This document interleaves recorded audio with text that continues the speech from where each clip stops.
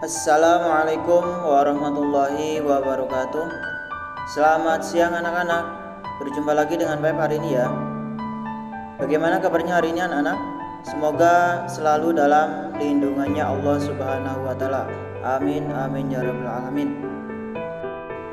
Baik anak-anak, hari ini kita akan belajar pelajaran sejarah kebudayaan Islam kelas 4. Materi yang akan kita bahas adalah bab yang pertama, membahas tentang ketabahan Nabi Muhammad dan para sahabat. Sekarang kita bahas yang pertama, ketabahan Nabi Muhammad SAW dalam berdakwah. Dakwah berasal dari bahasa Arab yang artinya ajakan. Dakwah yang dilakukan oleh Nabi Muhammad adalah ajakan untuk memeluk, mempelajari, dan mengamalkan ajaran agama Islam. Nabi Muhammad berdakwah di kota Mekah kepada orang-orang Quraisy. Dakwah yang disampaikan oleh Nabi Muhammad SAW kepada orang Quraisy antara lain: yang pertama, manusia di hadapan Allah itu sama, yang membedakan hanyalah ketakwaannya kepada Allah Subhanahu wa taala. Kemudian yang kedua, manusia hanya meminta pertolongan kepada Allah Subhanahu wa taala. Yang ketiga, menyekutukan Allah dengan sesuatu termasuk perbuatan syirik. Dan yang terakhir, penegasan bahwa Nabi Muhammad SAW adalah utusan Allah Subhanahu wa taala. Itu isi dakwah yang disampaikan Nabi Muhammad kepada orang-orang Quraisy. Nabi Muhammad SAW melakukan dakwah dengan dua cara, yaitu dakwah secara sembunyi-sembunyi, bisa juga disebut dengan dakwah bisirri, dan dakwah secara terang-terangan, bisa juga disebut dengan dakwah bil jahar. Dakwah yang pertama secara sembunyi-sembunyi dilakukan agar menghindari kecurigaan kaum Quraisy. Makanya Nabi Muhammad melakukan dakwahnya secara sembunyi-sembunyi. Kemudian dakwah yang kedua dilakukan dengan cara terang-terangan setelah turun wahyu dari Allah yang berisi perintah agar Nabi Muhammad SAW melakukan dakwah secara terang-terangan kepada kaum Quraisy yang ada di kota Mekah. Setelah menerima perintah dari Allah agar berdakwah secara terang-terangan, kemudian pada suatu hari Nabi Muhammad berdakwah di Bukit Safa dan mengumpulkan kaum Quraisy untuk mengajak kaum Quraisy memeluk agama Islam. Akan tetapi, kebanyakan dari kaum Quraisy menolak, mengejek, dan menghina Nabi Muhammad SAW sebagai orang gila yang membawa berita-berita bohong. Termasuk pamannya Nabi Muhammad SAW yang bernama Abu Jahal sangat tidak suka dengan dakwahnya Nabi Muhammad SAW. Meskipun demikian, Nabi Muhammad tidak patah semangat dan terus berusaha selalu berdakwah kepada kaum Quraisy, dan lama-kelamaan ada beberapa kaum Quraisy yang menerima ajaran dakwah Nabi Muhammad SAW.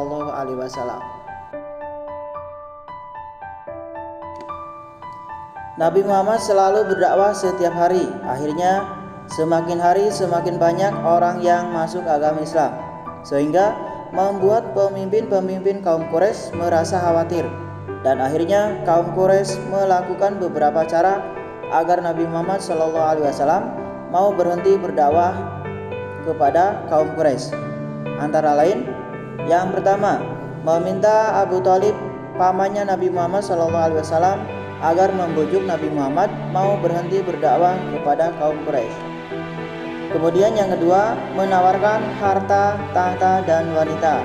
Yang ketiga, menghasut kaum Quraisy agar menjauhi Nabi Muhammad SAW. Dan yang terakhir, memfitnah Nabi Muhammad sebagai seorang pembohong, tukang sihir, dan seorang pemecah belah kaum Quraisy. Akan tetapi Nabi Muhammad menolak semua yang dilakukan orang Quraisy dan tetap mau berdakwah menyebarkan agama Islam. Karena penawaran yang dilakukan orang Quraisy semuanya ditolak oleh Nabi Muhammad SAW. Kemudian kaum Quraisy mengajak berunding kepada Nabi Muhammad dan mereka menuntut Nabi Muhammad dan para pengikutnya untuk mengikuti kepercayaannya kaum Quraisy. Mereka pun berjanji akan mengikuti ajaran Islam. Orang Quraisy berkata, "Kami menyembah Tuhanmu selama setahun dan kamu juga menyembah agama kami selama setahun." Lalu Nabi Muhammad SAW menolak ajakan tersebut dan berlindung kepada Allah Subhanahu wa taala dari orang-orang yang menyekutukan Allah Subhanahu wa taala.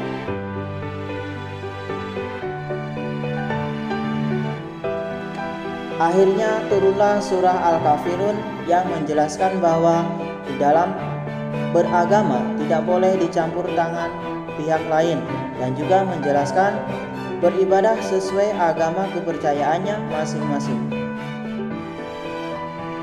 Baik anak-anak, sekarang kita melanjutkan pembahasan ke yang B-nya, ketabahan para sahabat. Yang pertama, sahabat Bilal bin Rabah. Sahabat Bilal bin Rabah ini adalah seorang budak milik Umayyah bin Khalaf. Pada suatu hari, sahabat Bilal masuk Islam dan majikannya tahu bahwa Bilal telah mengikuti ajarannya Nabi Muhammad SAW. Lalu Umayyah berusaha menyuruh Bilal untuk keluar dari Islam. Akan tetapi, Bilal tetap teguh memeluk agama Islam walaupun sampai disiksa oleh Umayyah. Misalnya dipukul, dicambuk, diikat kakinya, dan diseret ke padang pasir yang begitu panas. Sahabat Bilal dibebaskan dari perbudakannya oleh sahabat Abu Bakar As-Siddiq. Ketabahan para sahabat yang kedua yaitu datang dari keluarga Sumayyah.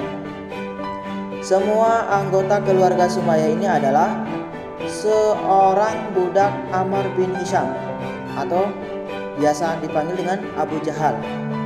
Keluarga Sumayyah ini semuanya masuk agama Islam. Setelah Abu Jahal mengetahui semua keluarga Sumayyah masuk Islam, Abu Jahal sangat marah dan selalu menyiksa keluarga Sumayyah agar keluar dari agama Islam. Akan tetapi, keluarga Sumayyah tetap memegang teguh agama Islam sampai meninggal dunia karena beratnya siksaan dari Abu Jahal. Kemudian yang ketiga, sahabat Zubair bin Awam. Sahabat Zubair bin Awam ini adalah salah satu orang yang pertama kali masuk agama Islam. Masuk agama Islam pada saat umur 8 tahun. Sekalipun Zubair ini termasuk orang yang terhormat, namun tetap mengalami penyiksaan dari orang Quraisy yang tak lain disiksa oleh pamannya sendiri. Sahabat Zubair bin Awam ini disiksa oleh pamannya, digantung di atas tiang dan di bawahnya dikasih api yang menyala agar Zubair ini merasa kepanasan dan mau keluar dari agama Islam. Yang nomor 4 yaitu sahabat Abu Dzar Al-Ghifari. Beliau adalah orang yang dari luar Mekah menuju Mekah karena ingin berjumpa dengan Nabi Muhammad SAW dan mau memeluk agama Islam. Sahabat Abu Dzar Al-Ghifari ini disiksa oleh kaum Quraisy karena dengan lantang menyatakan keislamannya di dekat Ka'bah.